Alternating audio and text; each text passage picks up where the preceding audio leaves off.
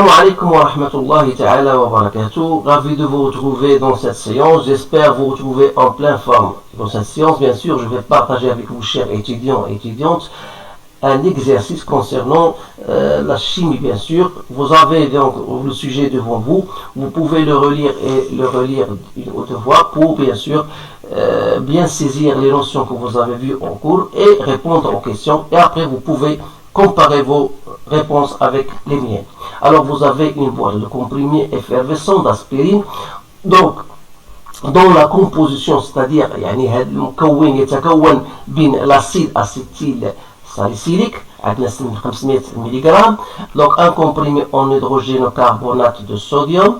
Le gaz libéré lors de l'effervescence d'un comprimé et du dioxyde de carbone. يعني أنه في حال التوران ديال هذا الكومبريمي تعطينا un gaz اللي هو de dioxyde de carbone de formule CO2.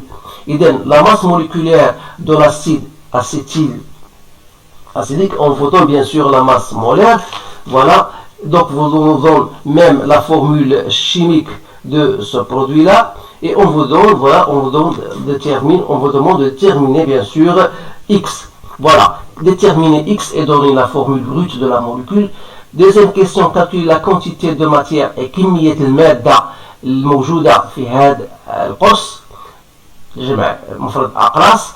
Donc quel est le nombre réel de molécules d'acide acétyl salicylique présentes dans le comprimé. يعني ما هو العدد ديال الجزيئات ديال هاد la molécule طبيعتها.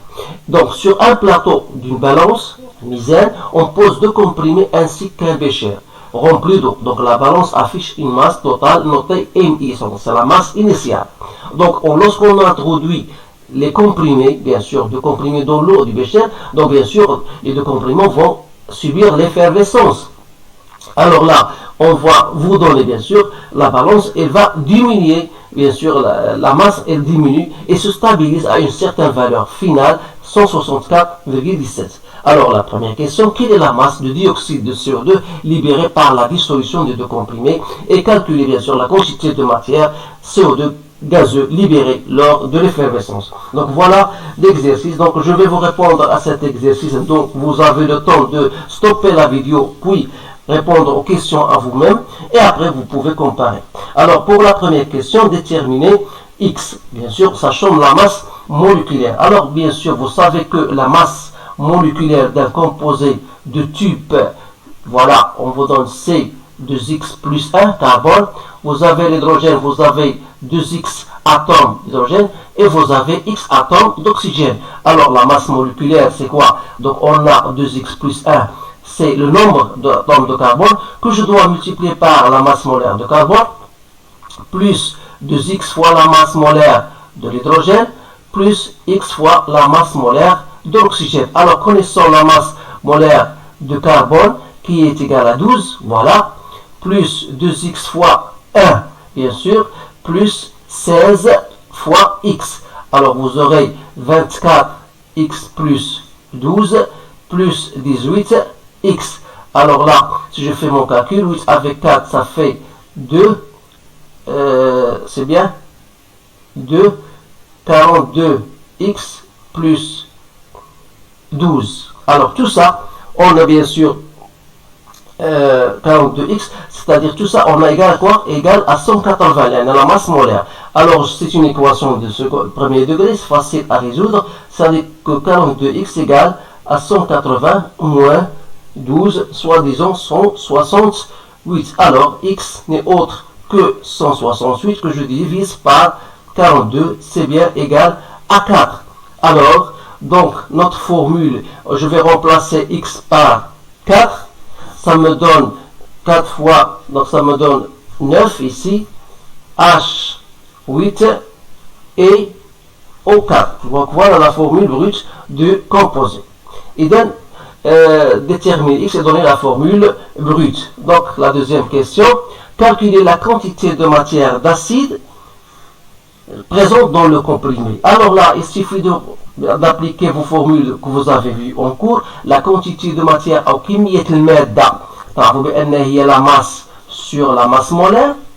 Donc إذا عندنا كمية المادة عندنا الكتلة إذا الكتلة عندنا 500 ملغ alors il faut faire attention il faut la convertir en grammes voilà et la masse molaire il y a 180 donc vous faites votre calculatrice donc vous allez trouver 0,027 mol voilà le nombre la quantité de matière إذا السؤال الموالي quel est le nombre réel N de molécules. Et de نفس الطريقة عندنا je sais que une mole de n'importe quel X quelconque ça correspond au nombre et là elle comporte NA bien sûr atome ou bien molécule. Alors si j'ai N mol alors il va comporter un certain N. Ça veut dire que N n'est autre que N fois NA. Donc il suffit de faire votre calculatrice, donc vous allez multiplier 0,0027, vous allez multiplier par le nombre d'Avogadro, voilà, et vous allez trouver, bien sûr, j'ai trouvé 1,67 10 à la puissance 21. Donc je peux, si je voudrais faire une approximation, si vous voulez, je peux prendre 1,6 comme étant égal à 2 10 à la puissance 21. Alors là, donc c'est à vous de le faire. Donc بالنسبة للسؤال الموالي إذا عندنا sur donc déterminer le nombre de moles donc on va passer à la question quelle est la masse de dioxyde. إذا vous avez باش نقربوا لكم المعنى ديال هذا إذا vous avez une balance donc vous avez une balance donc ici on a un bécher donc il y a une certaine masse donc on a mis deux comprimés et un bécher avec de l'eau donc c'est-à-dire que la masse initiale sont des données, c'est 164,87 grammes et que la masse finale après dissolution, on a trouvé 164,17. Alors quoi? Ça veut dire la baisse de masse, donc la baisse de masse, bien sûr, c'est dû à quoi? Il dû au gaz qui est CO2 échappé, si vous voulez. Alors, c'est-à-dire que la masse, la différence de masse, delta M, qui égale la masse initiale moins la masse finale, n'est autre que la masse de CO2, bien sûr, dégagée.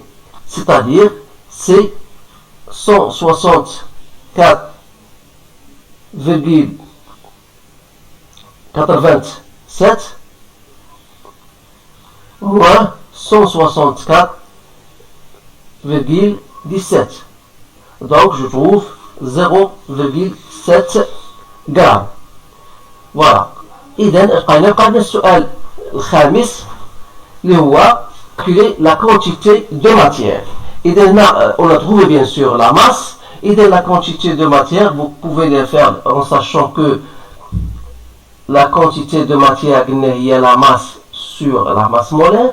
Alors, dans ce cas-là, je fais mon donc N de CO2 est égal à quoi? Donc la quantité de matière c'est la masse sur la masse molaire. Donc la masse, on a trouvé 0,7 que je dois diviser par la masse molaire de CO2. Alors, la masse molaire de CO2, c'est la masse molaire du carbone, plus 2 fois la masse molaire de l'oxygène, c'est-à-dire 12, plus 2 fois 16, donc c'est 32, donc ça me donne 44 grammes. Et par conséquent, le nombre de CO2, le nombre de moles de CO2, c'est la masse, donc c'est 0,7 que je dois diviser par 44. Alors, en faisant mon calcul, voilà, 0,7 que je divise par 44, donc je trouve 0,0 à peu près 16 moles. Voilà. Et maintenant, je vais faire une autre question supplémentaire, c'est lorsqu'on vous demande de déterminer le volume, bien sûr, du gaz qui s'échappe. Alors là, vous savez bien sûr que le volume d'un gaz, à partir de la relation nombre de moles, puisque ça c'est un gaz, donc le nombre de moles de CO2, c'est le volume du gaz qui s'échappe sur le volume molaire. Alors là, je peux déterminer à partir de cette relation le volume de CO2 qui s'est échappé en disant voilà, c'est le nombre de CO2 que je dois multiplier par le volume molaire. Donc là, c'est une question supplémentaire à qui veut bien sûr travailler avec cette relation parce que c'est une relation très intéressante. La plupart des étudiants ne le savent pas. Alors ما قال لي إلا أن أشكركم على اهتمامكم. إذا كانت هناك بعض التعليقات فمرحبا بها، وحاولوا تبارطاجيو مع الإخوة اللي يعرفوا أو الزملاء حتى تعم الفائدة. إذا أشكركم على اهتمامكم والسلام عليكم ورحمة الله تعالى وبركاته.